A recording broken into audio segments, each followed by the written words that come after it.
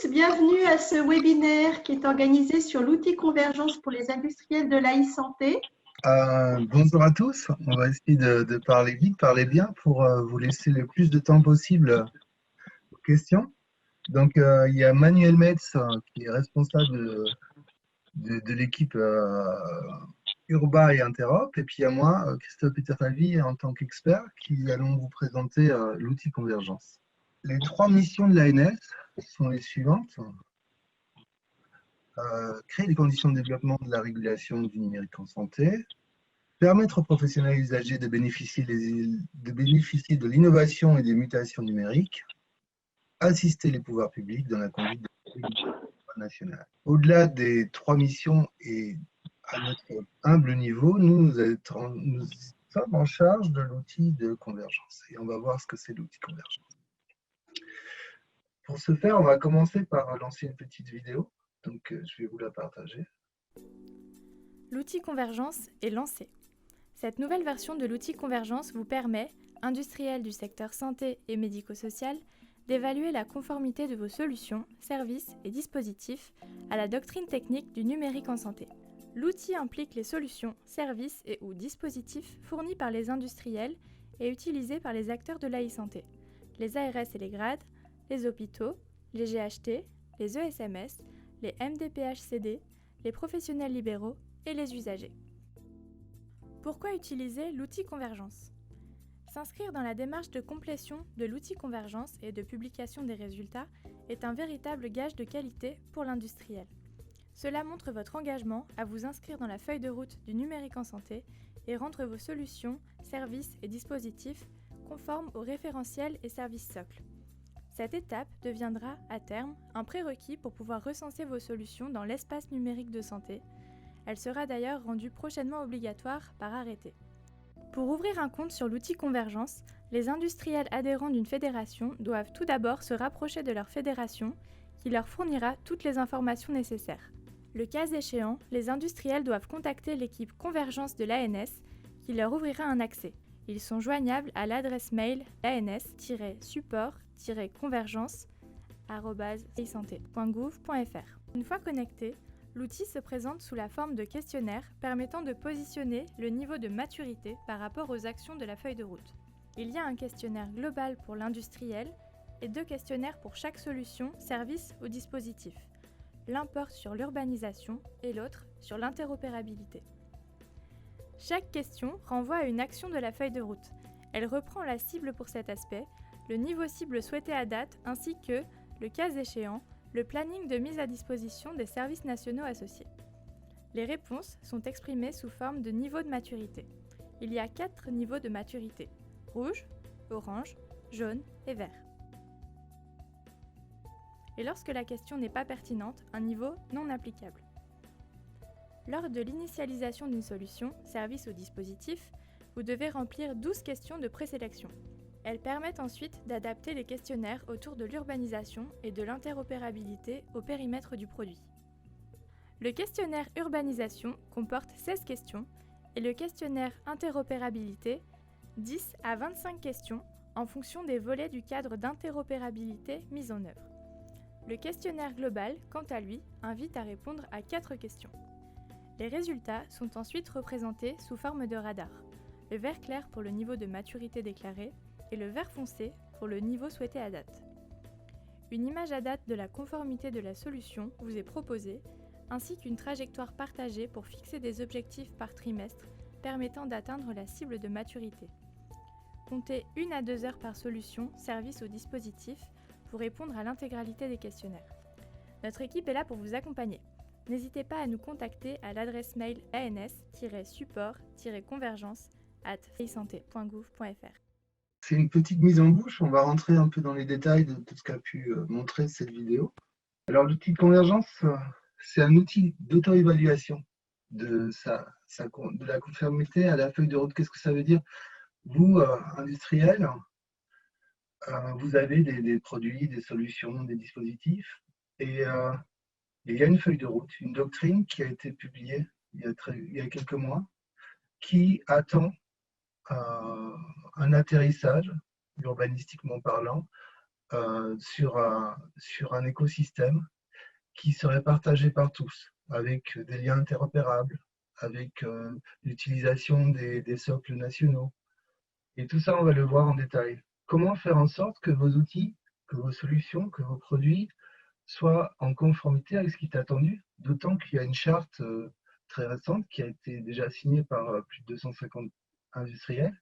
Et donc, l'outil convergence, il est là pour aider, pour vous accompagner à être conforme à ce qui est attendu par la feuille de route. On a déjà travaillé une première étape avec les régions. Ça s'est très très bien passé. Donc, les régions ont répondu leur niveau de maturité par rapport à leurs services. Leur problématique est un peu différente parce que eux, ils utilisent des services, mais dans un certain contexte, qui sont opérationnels, avec un certain usage. Donc l'architecture un peu différente de la vôtre. Ce qui a donné lieu à une refonte de l'outil convergence dédié aux industriels. Donc depuis 3 mois, on a travaillé avec des industriels pilotes, avec les fédérations des industriels, et on a refait une version uniquement pour les industriels, avec une architecture qu'on va voir qui est prévue pour les industriels et des questionnaires. C'est à peu près 100 questions plus x4, 400 réponses qui ont été revues chacune mot à mot avec les industriels. Donc on a fait quelque chose en co-construction avec les industriels. Ça n'a pas été fait de manière descendante de l'ANS et ce n'est pas imposé de cette manière-là. C'est un outil d'auto-évaluation qui sert vraiment d'accompagnement à la feuille de route. Et on va voir tous les avantages de la chose. Ensuite, 2021, ce qui est prévu, c'est de refondre encore l'outil convergence et cette fois-ci, il sera dédié aux structures. Mais là, tout est encore à faire, le projet est à instruire et c'est prévu pour 2021.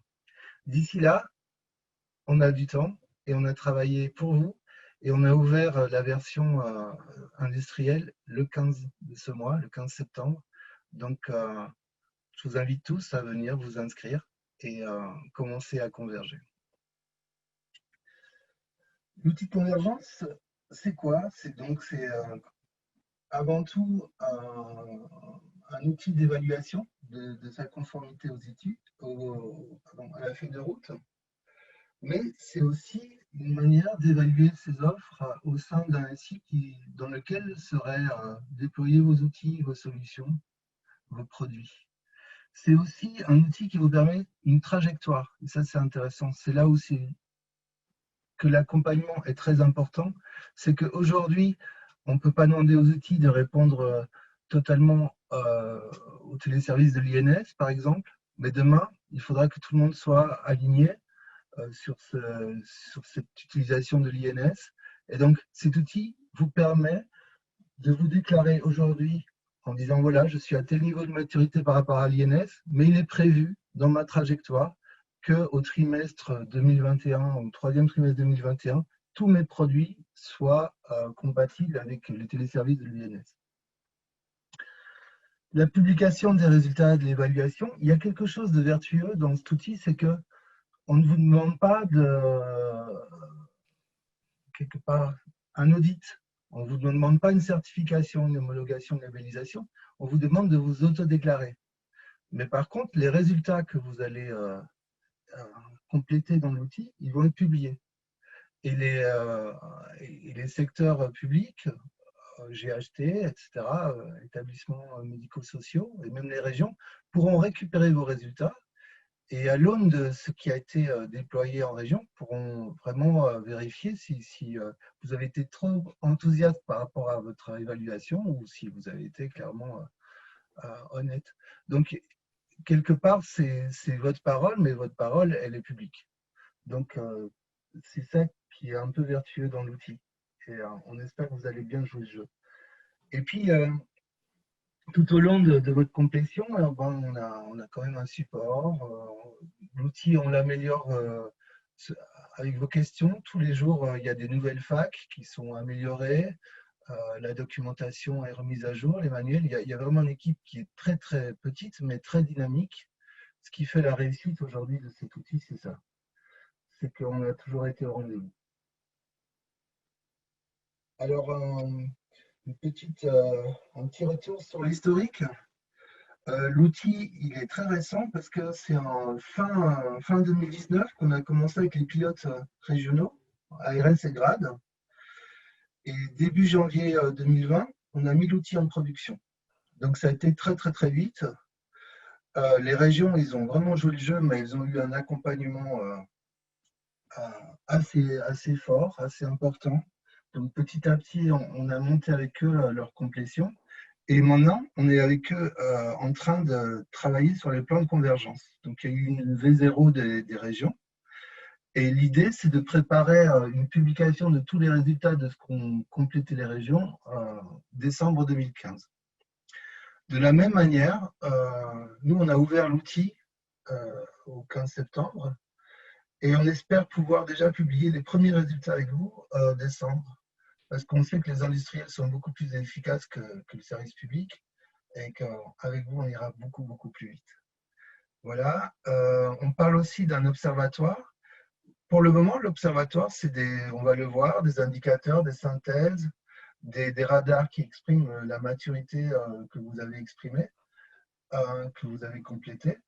Et c'est le début et l'amorce d'un observatoire qui permettra, in fine, de publier les résultats et de vraiment montrer qu'il y a une co-construction de tout l'écosystème, à la fois public, région, territoire, mais aussi structure, et à la fois du monde de l'industrie qui participe à la trajectoire de cette feuille de route. Voilà. Est-ce qu'à ce niveau-ci, il y a des questions? Pardon, mais je ne vois pas tout à fait les questions. Alors, je peux te les donner. Il y en a quelques-unes. Il y a Grandneuf, Madame Sarah Capron-Macaire, qui demandait si on pouvait définir pour Convergence une solution, un dispositif ou un service. Waouh. Vaste question. Bon, on n'a pas la prétention d'être meilleur que les industriels, mais une offre, vos offres catalogues dans vos offres commerciales, parfois c'est des solutions entières de type ERP ou de type portail. Parfois c'est des produits packagés de type logiciel. Parfois c'est des solutions de type SaaS. C'est toutes vos solutions que vous vendez en fait. Nous, on a considéré dans Convergence, puis on le verra, un produit, une solution, comme une version de quelque chose que vous vendez de base, à laquelle se rajoutent des options éventuellement. Ah. Ensuite, Monsieur Druard de Montquinet demande si c'est adapté pour les éditeurs de solutions informatiques. Justement. Alors, très bonne question et on y vient. Nous, au départ, dans Convergence, on est occupé à étudier d'autres dispositions. Au départ, tout produit, solution, service, dispositif, on parle de DM par exemple, qui a une finalité métier de santé et qui peut être associé à la feuille de route dans la Convergence, a vocation à être évalué dans Convergence. Ça, c'est notre définition à nous. Maintenant, on s'interroge sur des produits comme les gammes, les GAP, qui ont plus une vocation administrative qu'une vocation de santé, mais par contre, qui ont des liens très forts avec la feuille de route via l'INS. Donc, il y a certains industriels qui se sont mis en atelier ensemble pour réfléchir sur cette question. Ensuite, nous avons Ludovic Fayard de JL Scare qui demande si l'outil est nominatif par entreprise, par outil, et comment gérer le cadre des entreprises fournissant de nombreux outils gérés par des équipes et directions différentes. Ça, je pense que ça fera partie de la démonstration, mais ça vaut le coup de... Oui. Alors, déjà, une première réponse, c'est que on gère l'outil par entreprise. Mais c'est quoi une entreprise? Pour nous, c'est un responsable au niveau le plus élevé, le responsable d'entreprise, qui est amené à inscrire autant de collaborateurs qu'il veut, de manière tout à fait arborescente. Donc, il y a nécessairement par entreprise un responsable d'entreprise. Si on parle d'une holding ou d'un groupe, la question est beaucoup plus complexe, mais nous, on ne l'a pas gérée. On ne gère pas les complexités des entreprises qui ont plusieurs filiales, qui vendent plusieurs produits par filiale. Donc, on peut considérer que le niveau le plus haut de l'outil, qui est isolé par rapport aux autres, qui est isolé, et j'insiste dessus, c'est un responsable d'une entreprise qui est amené à déclarer autant de produits qu'il veut, qui appartiennent à son entreprise, et autant de collaborateurs qu'il veut, qui appartiennent aussi à son entreprise. Ça, de manière isolée, tous les collaborateurs et tous les produits peuvent être partagés. Ensuite, Émilie Bouvier de LP demande: est-ce que l'outil Convergence peut également servir à une auto-évaluation sur la conformité au RGPD Lille pour les données de santé ou uniquement sur le référentiel de la PGSSI? Ça, ce serait le vrai bonheur. Beaucoup de demandes. En fait, il fait ni le café ni le thé, encore, l'outil Convergence. On aimerait bien parce qu'on aime bien et le café et le thé, et même le chocolat au lait. Mais non, navré, mais non, l'outil de Convergence, c'est un outil d'évaluation, d'auto-évaluation. Ce n'est pas un outil de labellisation, ce n'est pas un outil de certification. J'ai vu qu'il y avait une question dans les inscriptions qui concernait HDS. Ce n'est pas un outil qui permet d'aider à la certification HDS. C'est un outil qui est collé à la feuille de route, vraiment collé à la feuille de route, et qui évalue sa conformité à la feuille de route. Passer. Une question, Monsieur Eberlé. Existe-t-il une hiérarchisation des critères à venir, INS prioritaire par exemple? Non, on ne peut pas dire ça.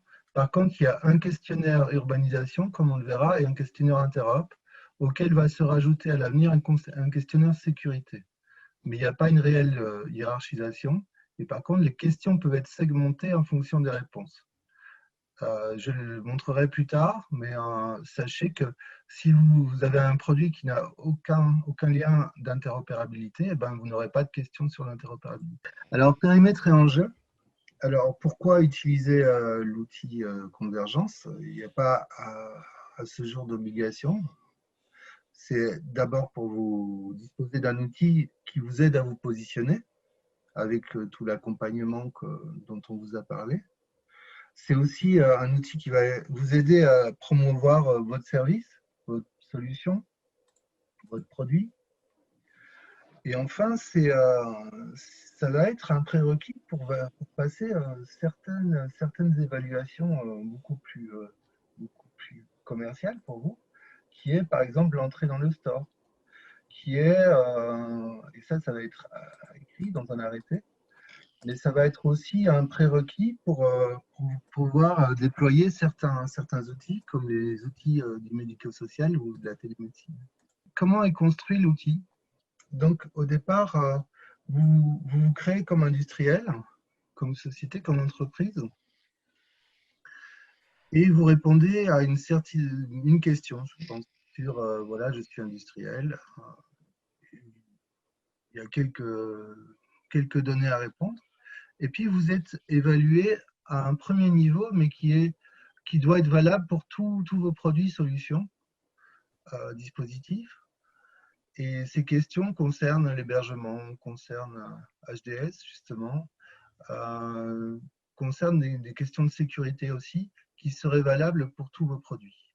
Et déjà, à ce niveau-là, on évalue un niveau de maturité par rapport à la feuille de route. Ensuite, vous allez déclarer chaque version de vos outils. Pourquoi version? Parce qu'il faut comparer ce qui est comparable, et si une version possède un connecteur DMP et une autre pas, ben, ce n'est pas la même version, ce n'est pas la même solution. Donc, on insiste sur le fait que, et ça a été tout à fait admis et accepté par tous les industriels avec qui on a travaillé en phase pilote, qu'on soit vraiment au niveau version. Donc, chaque version de chaque solution produit doit être déclarée. Et chaque produit a plusieurs options. Donc, vous avez le produit tout nu, que vous vendez tout nu. Et puis après, vous avez des options, comme pourrait l'être aussi un connecteur DMP, par exemple. Donc, voilà la manière, l'architecture, qui n'est pas du tout la même que pour les régions, l'architecture qu'on a façonnée pour que vous puissiez déclarer vos outils et vos services et vos produits dans Convergence. Je voyais qu'il y a beaucoup de questions. Est-ce que c'est judicieux d'y répondre? Je serais d'avis, Christophe, que tu continues là un petit peu ta présentation, on prendra les questions après. D'accord, merci. Je ferai comme vous avez dit. Donc, des questionnaires. Donc, il y a 3 niveaux de questionnaires. Il y a le niveau questionnaire global, comme on a vu, c'est les questions relatives à la sécurité, à l'hébergement pour tous vos produits et solutions. Et puis, il y a 2 questionnaires. Il y en a même 3. Il y a un questionnaire qui comporte des questions préliminaires qui permettent, comme je l'avais dit tout à l'heure, de segmenter les questionnaires. Donc, il y a toute une série de questions, un petit peu de questions de sécurité, un petit par produit, des questions, est-ce que vous êtes interop ou pas, est-ce que vous êtes offre de soins ou pas, qui permettent après de segmenter les questionnaires et de ne pas vous donner à répondre des choses qui n'auraient pas dû l'être. Déjà, dans la partie publique du site que vous pouvez accéder avec cette adresse, convergence-santé.gouv.fr, il y a toute une série de documentation qui vous est dédiée avec un onglet pour les arts et grades, mais un onglet industriel. Et qu'est-ce qu'on trouve? Déjà, il y a un récap de toutes les questions qui sont posées. Donc déjà, vous pouvez voir les degrés des questions qui sont attendues. Vous voyez qu'on a bien travaillé avec les pilotes. Et déjà, vous avez une aperçu sur quoi vous allez être évalué. Ensuite, il y a les guides de prise en main, il y a les grands manuels, etc. Il y a les packs. Il y a la foire aux questions. Et voilà. Normalement, à ce niveau-là, vous avez déjà toute une série de choses. Pardon, je reviens sur l'onglet industriel. Et vous avez aussi le formulaire de demande de compte qui est là. Et on verra après comment faire pour s'inscrire. Mais le formulaire est déjà dans la partie publique du site à cet endroit-là. Alors, comme je vous disais tout à l'heure, toutes les facs sont remises à jour toutes les semaines à peu près. Et on va indexer ces facs, on va encore aller plus loin dans le support. Et pour essayer de vous aider, chaque fois qu'on a une question, nous, on se pose la question, est-ce qu'elle a lieu d'être globalisée? Est-ce qu'on va la mettre sur le site, etc. Et ensuite, chaque fois que c'est possible, on vous met les liens associés. Donc, qu'est-ce que c'est le CISIS? Qu'est-ce que c'est la PGCSI? Et vous allez voir dans l'outil aussi, chaque fois qu'on aborde un point, il est ultra documenté. Donc, allons sur l'outil. Vous vous êtes connecté. On verra après l'enrôlement, mais vous arrivez normalement sur un tableau de bord. La première fois que vous y arrivez, forcément, il n'y a pas de saisie, donc il n'y a rien, il n'y a pas le plan global, le produit socle, etc. Mais vous créez votre produit socle, vous créez vos produits options et vous créez au départ votre plan global. Donc, c'est quoi ce tableau de bord? C'est la page d'arrivée, d'atterrissage, comme on dit en communication, la land page. C'est la page sur laquelle vous voyez tout ce que vous avez saisi, qui l'a saisi dans votre outil. Chez nous, c'est Alan Turing qui saisit tout. Et vous voyez à quel niveau de complétion vous êtes dans vos questionnaires. Et puis, est-ce qu'il y a des brouillons qui ont été validés ou pas? De la même manière, et ça on le verra après, comment fonctionnent les plans de convergence? C'est très très simple. Comment vous voyez vos évolutions par rapport à vos solutions? Quel est votre roadmap quelque part? Et aussi le mode brouillon. Donc au niveau plan global, donc ça veut dire quoi le plan global? C'est par rapport à votre entreprise. C'est le niveau le plus global qui est à répondre une seule fois. La première fois, on est au niveau au-dessus des produits. Il y a quelques questions, qui est le responsable, la date d'initialisation, tout ça c'est automatique, la certification. Vous pouvez indiquer toutes les certifications que vous avez et toutes ces informations sont importantes parce que quand on fera les publications, elles apparaîtront par exemple. Ensuite, on vous pose la question si l'entreprise propose d'autres services que les produits qu'elle commercialise, etc. Bon, c'est une question assez générique. Et vous rentrez directement dans le premier questionnaire, qui est le questionnaire global. Et tous les questionnaires sont construits de la même manière. Donc, on vous demande si vous avez fait un schéma d'architecture de manière globale par rapport à vos outils. Et chaque fois, on vous renvoie vers l'architecture cible dans la doctrine, vers l'urbanisation des sites santé, donc vers les doctrines et les principes que nous, on a élaborés. Et donc, chaque fois, il y a les liens, les explications vers les cibles attendues. Et comme dans la vidéo, vous voyez, vous pouvez choisir plusieurs niveaux. Donc, dans la première complétion, ce qui prend un peu de temps, sans doute, c'est de lire chacun des niveaux de maturité attendus, éventuellement de rajouter des commentaires s'il y a des choses que vous n'êtes pas très sûr d'une surinterprétation, d'une mésinterprétation, vous avez envie d'être plus précis sur quelque chose. Et donc, pour l'architecture, pour HDS, pour la sécurité opérationnelle, il y a deux questions. C'est le suivi opérationnel de la sécurité et la gestion des incidents. Et pour FData Hub, il y a des questions globales par rapport à toutes vos solutions d'entreprise. Il y a deux manières de valider et d'enregistrer chaque questionnaire, c'est toujours pareil. Soit vous le validez, soit vous avez, en tant que chef d'entreprise ou en tant que responsable sur l'outil, délégué toute une série de choses, soit vous êtes un utilisateur qui écrit les choses à un certain niveau. On vous a donné la délégation de la complétion de l'outil et vous pouvez toujours enregistrer et demander une validation. Donc vous avez fait un brouillon, vous pouvez soit l'enregistrer comme brouillon, soit l'enregistrer et demander la validation. Et donc, il y aura une notification qui va arriver à votre N+1. Cette notification, si vous l'avez demandée, elle arrivera aussi par mail. Et à ce moment-là, vous pourrez demander la validation du questionnaire.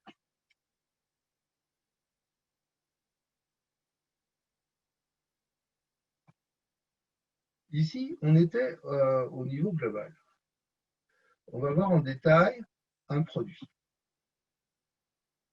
Donc, j'ai un premier produit qui a déjà été complété. Donc, de la même manière, j'ai des descriptions du produit, certification éventuelle.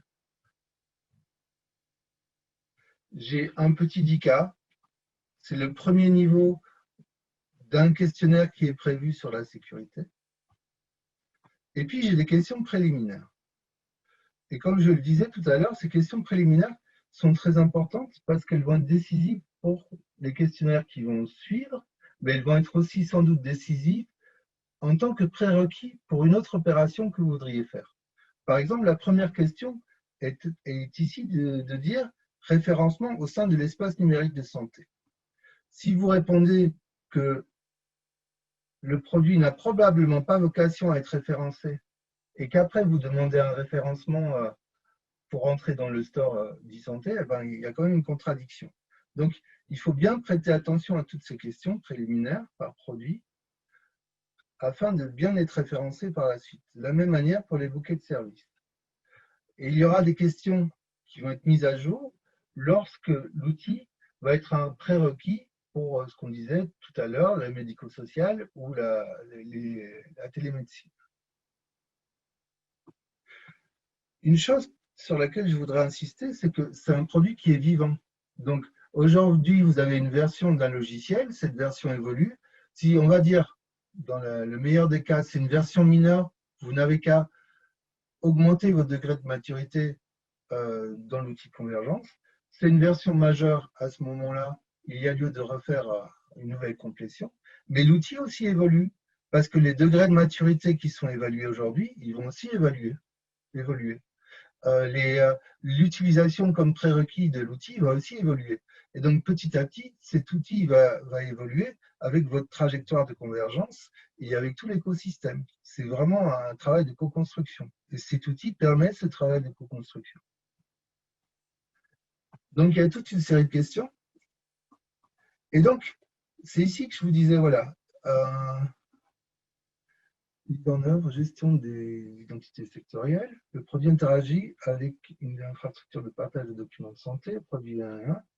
Donc, il y a des questions d'interop.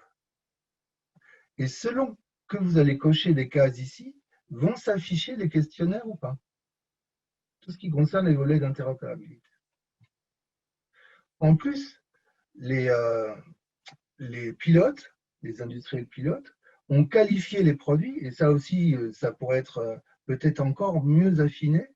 On a essayé de qualifier vos produits le mieux possible, ce qui nous permettra lors de la publication de dire, voilà, cet outil, il fait ça, il fait ça, il fait ça, de manière très objective.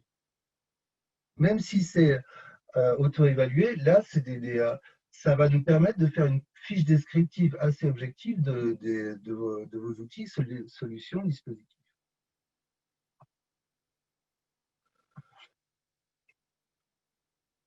Donc, on a répondu aux questions préliminaires, mais il n'y a encore rien d'évalué à ce niveau-là. Pour l'évaluation, comme pour le niveau global du dessus, il y a 2 évaluations possibles. C'est l'évaluation de toutes les questions qui touchent à l'urbanisation et toutes celles qui touchent à l'interopérabilité. Et donc, pour répondre à la question, on va voir qu'est-ce que touche l'urbanisation du point de vue du national. Et donc, le questionnaire d'urbanisation, il touche la question d'éthique d'abord, avec chaque fois les compléments documentaires, etc., qui se rapportent à la doctrine, à la boîte Genius. S'il y a d'autres documents, ils viendront en fil de l'eau compléter l'information par rapport à la question. Et puis, vous choisissez votre niveau de maturité par rapport à vos outils, vos services, vos solutions. On a parlé de l'éthique. Il s'agit aussi de voir votre outil par rapport aux annuaires et au référentiel des identités des professionnels, qui évolue aussi au niveau national. Donc, ce qui est important aussi, c'est que l'outil évolue, comme je l'ai dit. Ça veut dire quoi? C'est qu'aujourd'hui, le niveau de maturité souhaité à date est orange, parce qu'aller plus haut, ce n'est pas possible aujourd'hui.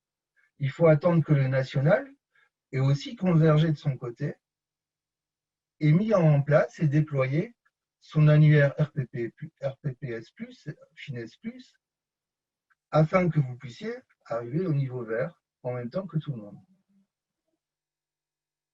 C'est pour ça que tous les 6 mois à peu près, on verra à quelle fréquence, mais nous on s'est dit tous les 6 mois, ce sera peut-être plus large, on se redonnera rendez-vous, on dira attention, les données vont être publiées, il y a ça qui a changé, mettez à jour l'outil de convergence, on va publier les résultats. Et ainsi de suite, sur les questions d'identité des professionnels, des personnes morales et personnes physiques, sur les moyens d'attente, tout ce qui a lieu dans la doctrine, hein, finalement. L'INS, on ne va pas plus loin que ce que propose la doctrine et les actions de la doctrine. L'HDS, la PGCCS sur les questions de valeur probante et imputabilité, la sécurité opérationnelle sur la cybersurveillance, le DMP, etc., MS Santé, e-prescription, F-Data. Et de la même manière que pour le questionnaire global, je peux enregistrer en demande de validation au N+1, je peux l'enregistrer comme brouillon ou le valider si j'en ai le droit. Ça, c'est l'outil le questionnaire d'Urba. De la même manière, il y a un questionnaire d'interopérabilité, bon, avec un sens différent, des questions différentes, mais c'est pareil. Et donc, vous avez répondu au questionnaire d'Urba, vous avez répondu au questionnaire d'interopérabilité. Et au fur et à mesure, vos complétions, elles sont historicisées. Elles sont historisées, pardon. Ça ne veut pas dire la même chose. Elles sont historisées. Ce qui signifie que vous pouvez retrouver ce que vous avez écrit le 23 septembre et ce que vous avez écrit le 11 septembre et comparer vos complétions petit à petit.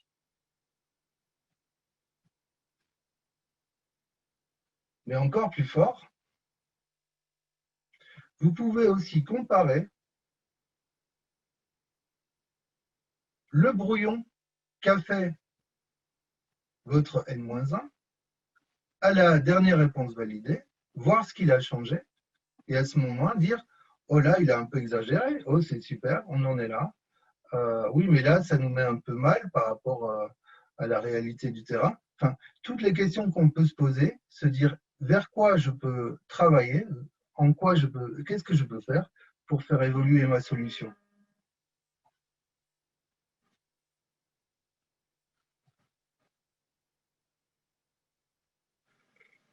Donc, on a vu le questionnaire, on a vu l'historique. Il y a des recommandations d'interopérabilité. Alors, c'est quoi les recommandations? C'est dire, voilà, aujourd'hui, je suis à un niveau inférieur au niveau attendu. On a vu que le niveau souhaité à date, ce n'était pas forcément la valeur absolue, parce que sur les identités des professionnels, ben, il faut attendre le RPPS+, sur l'INET, il faut attendre que tout soit déployé, etc., etc. Et donc, par contre, je ne suis pas encore, même pas au niveau attendu. Et donc, normalement, dans certains cas, il y a une recommandation qui va vous être faite pour que vous puissiez, enfin, c'est des conseils pour que vous puissiez atteindre le niveau attendu. Il y a possibilité aussi de charger des pièces complémentaires interopérabilité, comme il y a un URBA, ou alors de manière générale, vous pouvez rajouter des pièces complémentaires utiles, comme un schéma de votre outil, ou un cas d'usage, ou des choses comme ça, qui sont, à vos yeux, importantes pour compléter ce que vous avez répondu aux questionnaires. Et puis, il y a le plan de convergence. Le plan de convergence, c'est quoi? C'est dire, voilà, aujourd'hui, à ce jour, je reviendrai après sur la partie grisée, mais à ce jour, je suis au bon niveau en ce qui concerne le référentiel d'interopérabilité sur la modélisation. En général, il n'y a pas de problème avec les éditeurs de ce côté-là. Par contre, en ce qui concerne la couche transport, ben, je ne suis pas tout à fait au niveau attendu, qui est la connexion avec d'autres SI. Enfin, peu importe, on ne va pas rentrer dans les détails des questions, sauf si vous le voulez. Mais l'important ici, c'est de vous dire que vous pouvez déjà, en prévisionnel, dire voilà, je serai bon au deuxième trimestre ou au premier trimestre 2022, dans ce cas, et faire mon plan de convergence pour montrer que à quel moment mon outil sera au niveau de maturité attendu. Et encore mieux, au niveau de maturité absolue prévu par la feuille de route. Et de la même manière qu'on utilisait dans les questionnaires, il y a la possibilité d'enregistrer comme brouillon, de demander une validation ou de valider. Alors, il y a une chose en architecture que j'avais montré, c'est que j'ai mon produit tout nu et j'ai mes options. Par exemple, un connecteur DMP. Et donc, l'intérêt dans mon questionnaire, on va revenir juste un petit instant sur le questionnaire, c'est de dire, voilà, la réponse à cette question-là peut hériter de ce que j'ai répondu à mon option. Donc ici, dans ce cas-ci, c'est mon connecteur DMP qui a un niveau de maturité suffisant et je peux hériter, comme je vends mon produit avec cette option, je peux hériter de cette option dans la réponse à l'évaluation à ce niveau-là. Et donc, lorsque c'était grisé dans le plan de convergence, ça veut simplement dire que j'hérite du plan de convergence qui a été élaboré pour répondre à mon niveau optionnel. Parce que les niveaux options aussi, ils ont leur plan de convergence. On a dit, comme dans la vidéo, il y a 4 niveaux. D'accord? Niveau rouge, c'est le niveau maturité qui peut être celui attendu à date. Hein. On n'est pas dans un outil d'école, on est dans un outil de co-convergence. Et donc là, le niveau attendu, il est jaune ou gris. Donc aujourd'hui, on devrait être à ce niveau-là ou au niveau gris. Ça veut dire quoi, niveau gris? Ça veut dire que mon produit ne propose pas d'interface avec d'autres SI dans ce cas-là. Et si mon produit ne propose pas d'interface, eh bien, dans tout ce qui va suivre, dans le plan de convergence, dans les radars, dans les ROSAS, etc., dans les indicateurs qu'on va voir ensuite, nulle part ne sera considéré ce degré de maturité. Et donc, le niveau gris, c'est bien le niveau non applicable. Voilà. On avait inscrit un plan de convergence qu'on a validé. Tout va bien. On a tracé nos plans de route. Et l'outil permet déjà d'avoir une première projection, de dire voilà, mon niveau de maturité sur ce premier axe, qui est les référentiels d'interopérabilité, il est tout rouge. Ça veut dire que je ne suis vraiment pas au niveau et je n'ai rien prévu dans mon plan de convergence. Par contre, à ce niveau-là, pour cette question-là de mise en œuvre de l'interopérabilité du service d'échange de documents de santé, je suis au niveau jaune et dans mon plan de convergence, j'ai inscrit qu'au 4e trimestre 2021, je serai au niveau vert. Pourquoi c'est vert clair ici? Parce qu'il y a deux niveaux en fait. Il y a un niveau qui est au niveau vert, un niveau jaune, donc on a fait une fusion de couleurs. Voilà. Tout ça pour dire qu'on a déjà prévu pour chaque service une espèce de projection de plan de convergence détaillé. Et c'est très très intéressant pour même en interne, je pense, les régions s'en servent beaucoup en tout cas. Je pense que ça va être la même chose pour les industriels, pour voir un peu, pour pouvoir se projeter un peu par rapport à la feuille de route du numérique en santé, mais par rapport à ces évolutions internes surtout. Les indicateurs, ça vous permet de voir votre niveau de maturité par service, et là où vous n'avez pas été très bon sur les axes soit d'urbanisation, soit d'interopérabilité. Dans ce cas-ci, l'INS, on est à 0%, donc ce n'est pas terrible. Et d'évaluer le taux de maturité pour voir là où ce serait judicieux de faire évoluer vos solutions, ou en effet de dire pourquoi ce n'est pas possible de la faire évoluer, parce que l'État n'est pas au rendez-vous, ou pour toutes les raisons qui sont des vrais arguments et qui seront remontés et entendus, bien sûr.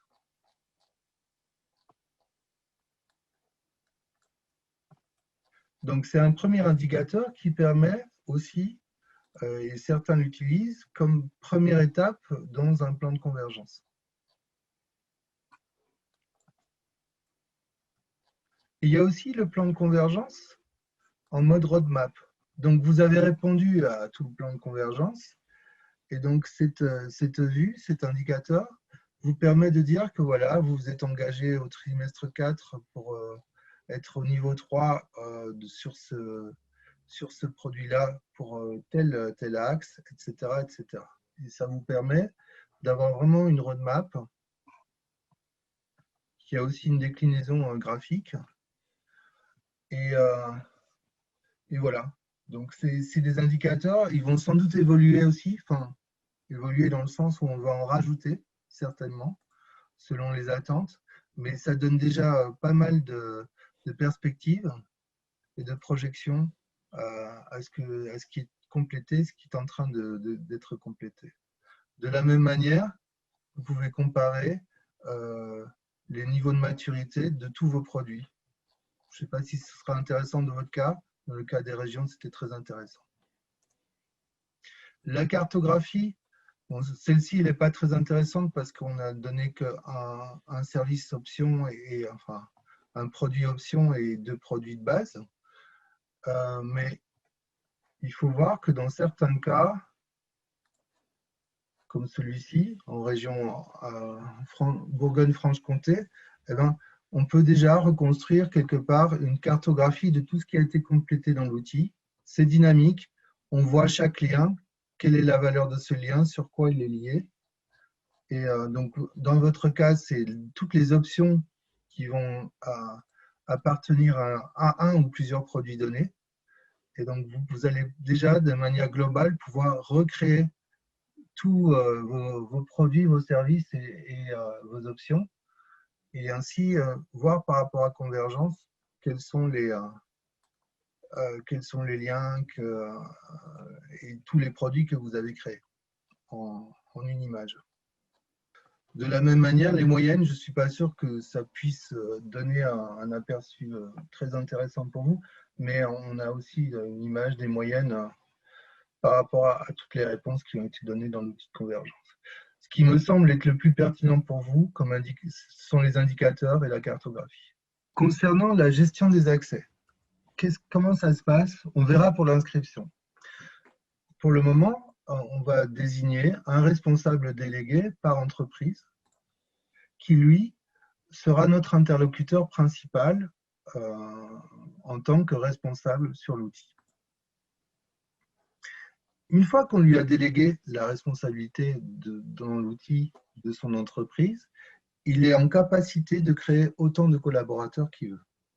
Donc ici, Hervé Blanc, qui est notre interlocuteur à l'ARS Auvergne-Rhône-Alpes, il a créé ce collaborateur qui, lui, a eu les droits de créer d'autres collaborateurs et qui a créé tous ces collaborateurs.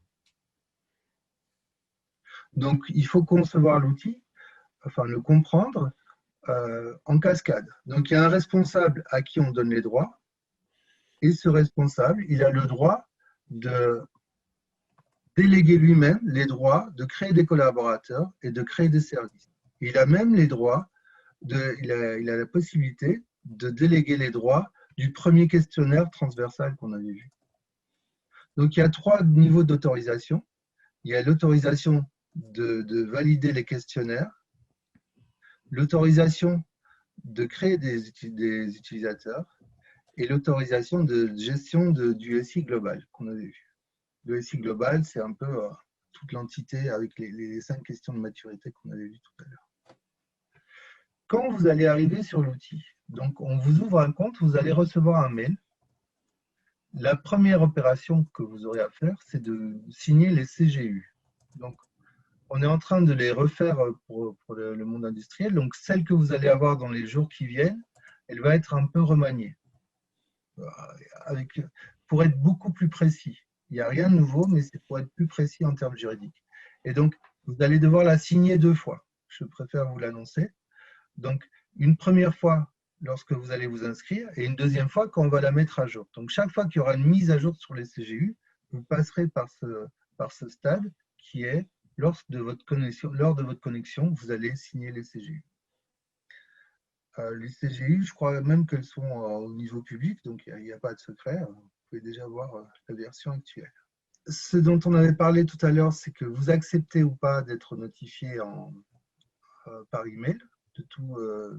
Par exemple, votre collaborateur vous envoie une demande de validation d'un formulaire, vous êtes notifié par email. Nous aussi, on peut vous envoyer des messages, l'équipe Convergence, vous acceptez de les recevoir par mail. Si vous n'acceptez pas, c'est lors de votre connexion à l'outil que vous recevrez ces notifications. Les services que vous créez, tous les services, c'est aussi en cascade. Je crée un service, je peux le partager.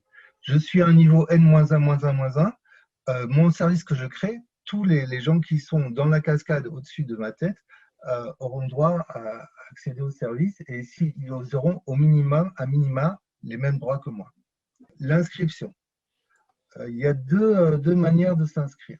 Soit vous êtes adhérent d'une fédération d'industriels, à ce moment-là, vous passez par la fédération et c'est la fédération qui va vous faire remplir un formulaire, le formulaire que je vous ai montré, enfin à l'endroit sur la partie publique. Vous pouvez déjà télécharger ce formulaire en Excel. Il y a 10 champs à remplir, c'est rien du tout. Vous l'envoyez à votre fédération qui va récolter toutes ces informations et nous les renvoyer. Soit vous n'êtes pas adhérent d'une fédération et donc vous téléchargez ce formulaire à l'endroit que je vous ai indiqué, qui sera sur les slides aussi qu'on va vous fournir. Et après, vous nous les envoyez par mail et on vous inscrit assez rapidement. Voilà. On vous souhaite à tous une bonne complétion, cet outil Convergence avec vos solutions, vos dispositifs. Et les équipes de l'ANS restent à votre disposition pour tout renseignement complémentaire.